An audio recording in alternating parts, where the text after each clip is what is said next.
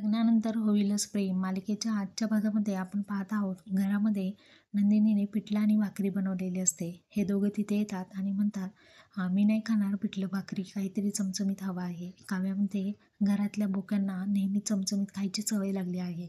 त्यांना साधंसुधं जेवण नको आहे. जेव्हा म्हणतो, मला माझं प्रोटीनयुक्त जेवण हवं आहे, मी नाही खाणार पिठलं आणि भाकरी. दादा चल रे, आपण काहीतरी ऑर्डर करूयात. तेव्हा ह्या दोघी म्हणतात, ऑर्डर करा नाही तर हाताने बनवून खावा. आम्हाला पिठलं खूप आवडतं. आणि छान असं बनवून ते डायनिंग टेबलवरती आणतात. या दोघांचा प्लॅन फेल होतो, कारण ऑर्डर करायला 50 मिनिट लागत असतात. त्यामुळे घरामध्ये साहित्यही नसतं आणि त्यांनी बनवलेले अंडंसुद्धा करपून जातं. सँडविचला ब्रेड नसतात. तर अशा पद्धतीने हे दोघंही पुन्हा यांनी बनवलेल्या पिठल्या भाकरीवरती ताव मारू लागतात. आणि त्यांना असं पोटभर आनंदाने खाताना पाहून नंदिनी आणि काव्या या त्यांच्याकडे खूप छान पद्धतीने पाहू लागतात. तर असा हा आनंदी क्षण आपण